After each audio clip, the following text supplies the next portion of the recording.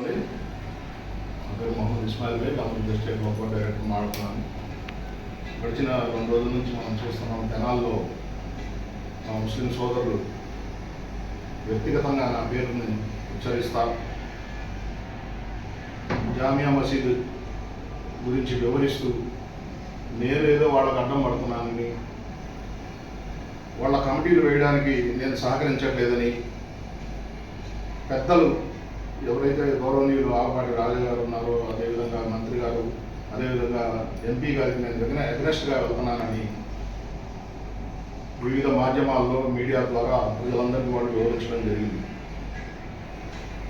ఈ సందర్భంగా నేను తెనాలి పట్టణ ప్రజలకు, అదేవిధంగా ముస్లిం సోదర సోదరిమణులకు ఒకటే తెలియజేస్తున్నాను. శుక్రవారం నుంచి ఎవరైతే ఈ నిన్న 10 మంది రిలే నిరాహార దీక్ష అని కూర్చున్నారో, వీళ్ళలో ఒక 4 నా పేరు మీద పాంప్లెట్లు కొట్టించి ప్రతి మసీదుకి వెళ్ళి పాంప్లెట్లు పంచి మసీదుల్లో మేము చేయబోతున్న ఈ పనికి మీరందరూ సహకరించండి అని తెలియజేయడం జరిగింది. తెలియక మా పెద్దలు వాటిని ఆ పాంప్లెట్లను స్వీకరించి మసీదుల్లో శుక్రవారం పూట కొన్ని మసీదుల్లో, అన్నింటిలో కాదు, వాడు పిలుపునివ్వడం జరిగింది. ఇట్లా జరుగుతుంది, మనందరం సహకరిస్తాం.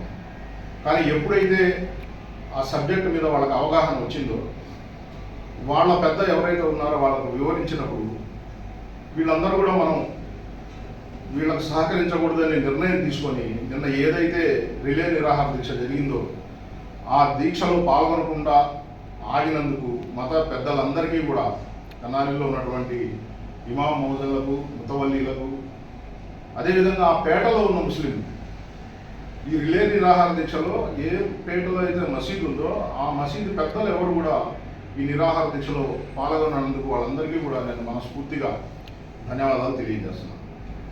ఇప్పుడు నిన్న జరిగినటువంటి ఈ రిలే నిరాహార దీక్షలో నాకు అర్థం కాని విషయం ఏంటంటే, ప్రజలందరూ గమనించవలసింది, వైసీపీ, టీడీపీ 2 పార్టీల క్యాడర్ కలిసి ఈ నిరాహార దీక్షలో కూర్చోవడం అనేది కొద్దిగా ఆశ్చర్యాన్ని గురి చేసింది.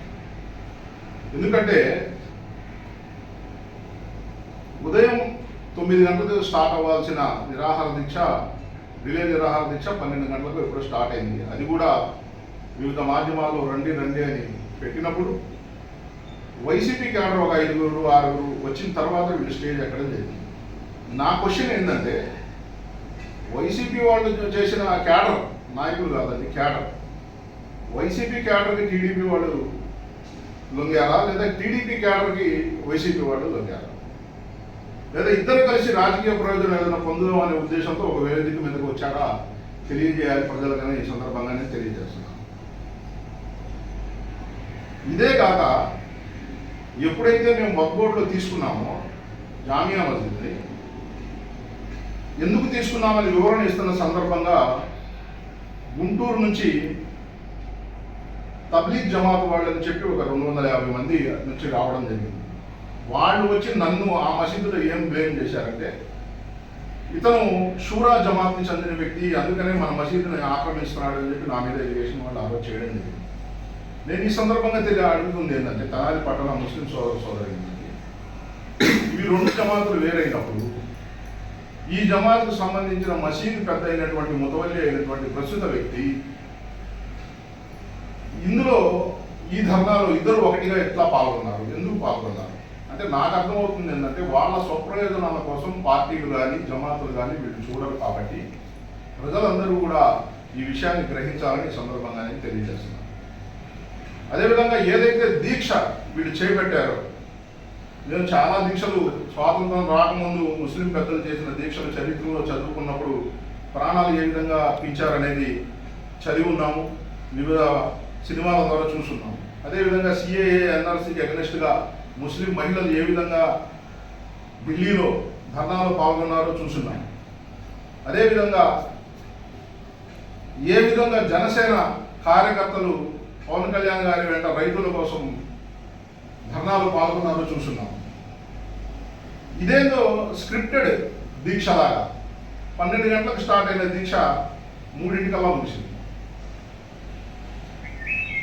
దీంట్లో వీళ్ళు ఎవరిని ఇన్వాల్వ్ చేశారంటే, గౌరవ ఎమ్మెల్సీ శ్రీ ఆలపాటి రాజేంద్ర ప్రసాద్ గారి దగ్గరికి వీళ్ళు వెళ్తున్నట్టుగా వెళ్ళి ఆయన్ని ఇక్కడ ఈ వివాదంలోకి అనవసరంగా తీసుకొచ్చారేమని నాకు అనిపిస్తుంది.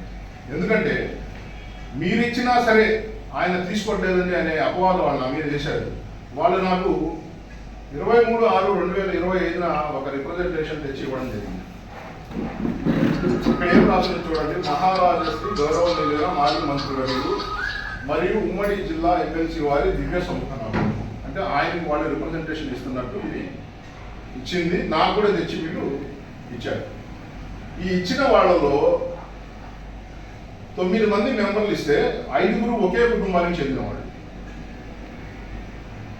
అదేవిధంగా మిగిలిన 4లో ఒక 2 ఆల్రెడీ ఆ మసీదుకి ముతవల్లీలుగా చేసిన వ్యక్తులు.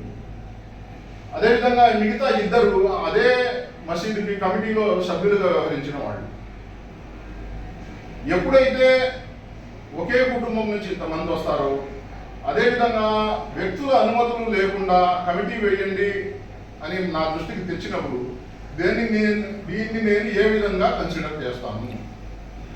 ఇందులో ఆ మసీదుకు ఎవరైతే కొట్లు తీసుకుని అద్దెలు పెండింగ్ ఉన్నారో వాళ్ళ పేర్లు కూడా ఉంది. వాళ్ళు వ్యక్తిగతంగా నా పేరు ఎత్తినా సరే నేను వాళ్ళ పేరు ఎత్తదలుచుకోలేదు. ఎందుకంటే వాళ్ళు నా సోదరులు కావాలి.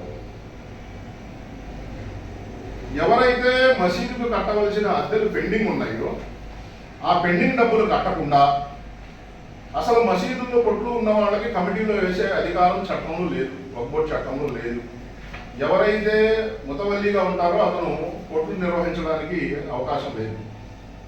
మరి వీళ్ళందరూ ఏం ఒత్తిడి చేస్తారంటే మళ్ళా మాకు కమిటీ వేసేస్తే మేము ఇంతకుముందు ఎలా చేసుకున్నామో అలా చేసుకుంటాం అంటారు. కమిటీ వేయడానికి వక్ఫ్కి ఆపడే అధికారం ఎవరికి లేదు. ఎవరైనా వచ్చి మేము కమిటీ వేసుకుంటామంటే ఆటోమేటిక్గా కమిటీని ఫామ్ చేయాల్సిందే.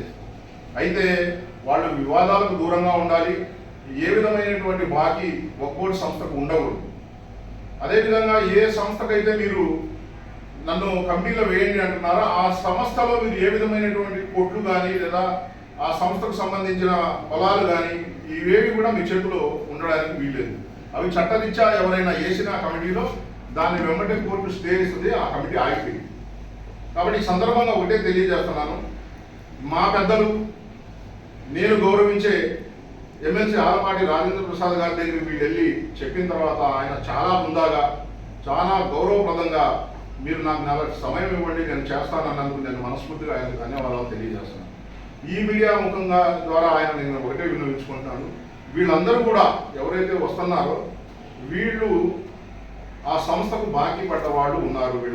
వీళ్ళని వేయడం వల్ల ఒకవేళ మనం వేసి పంపించినా కూడా ఎవరన్నా కోర్టుకు వెళ్తే కోర్టు వెంబటే స్టే ఇచ్చేస్తుంది. కాబట్టి ఈ విషయాన్ని దృష్టిలో పెట్టుకొని తెనాలి పట్టణంలో ఉన్నటువంటి పెద్దల్ని అవసరమైతే కమిటీలో తీసుకొని 1 వారం రోజుల్లో కమిటీ చేసినా సరే మంచి వ్యక్తుల్ని తీసుకెళ్లి ఆ కమిటీ పెద్దలు ఎమ్మెల్సీ గారి ద్వారా అదేవిధంగా మంత్రివర్యులు నాదెళ్ల మనోహర్ గారి ద్వారా అదేవిధంగా ఎంపీ గారి ద్వారా నేను ఆ కమిటీని వక్ఫ్ ముందు పెట్టి మరుసటి రోజే దాన్ని పవర్లోకి వచ్చే విధంగా చేసే బాధ్యత నాది.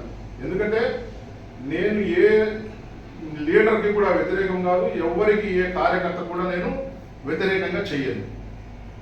అయితే ఈ దీక్షలు అనేవి మనం చేసేది ప్రజలు నమ్మే విధంగా ఉండాలని ఈ సందర్భంగా నేను మా వాళ్ళకి తెలియజేస్తున్నాను.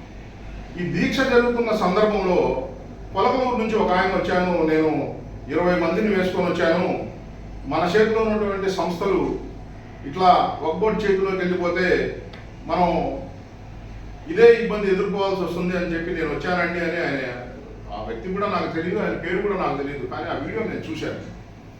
తర్వాత నేను వక్ఫ్ ఎంక్వైరీ చేశాను, ఈ వ్యక్తి ఎవరు ఇట్లా మాట్లాడాడు. ప్రజలకు ఆ వ్యక్తి మాట్లాడిన సంభాషణకు నేను ఇచ్చే సమాధానం ఏంటంటే పొలకలూరు సర్పంచ్ గారి దగ్గరికి నేను పోలేదు, కానీ కాజీపేట సచివాలయానికి నేను వెళ్ళాను ఇన్స్పెక్టర్ గారిని తీసుకొని. కారణం ఏంటంటే పొలకలూరులో ఒక 12 ఎకరాలు వక్ఫ్ భూమి ఉండాలి, అది అన్యాక్రాంతమైందండి అని ఇన్స్పెక్టర్ నాకు తెలియజేసినప్పుడు వక్ఫ్ మెంబర్గా ఏం జరిగింది అని తెలుసుకోవాల్సిన బాధ్యత నా పైన ఉంది. కాబట్టి నేను ఇన్స్పెక్టర్ని తీసుకొని కాజీపేట సచివాలయానికి వెళ్ళి అక్కడ ఉన్న RSR బుక్ని అడంగల్ని చెక్ చేయగా అందులో అది కనబడకపోయేటప్పటికి దాన్ని కలెక్టర్ గారి దృష్టికి తీసుకువెళ్ళి అక్కడ నుంచి ఆర్డీఓ గారి నుంచి ఎంఆర్ఓ గారి దృష్టికి తీసుకెళ్ళడం జరిగింది. దాని మీద ఒక కమిటీ వేసి రెవెన్యూ డిపార్ట్మెంటు, ఫారెస్ట్ డిపార్ట్మెంటు, వక్ఫ్ బోర్డ్ డిపార్ట్మెంట్ కూర్చొని ఆ 12 ఎకరాలు ఎక్కడ ఉన్నాయి అని తీయడానికి ఒక ప్రయత్నం జరుగుతుంది. తప్పకుండా అవి ఎక్కడ ఉన్నాయని వెతకడం జరుగుతుంది.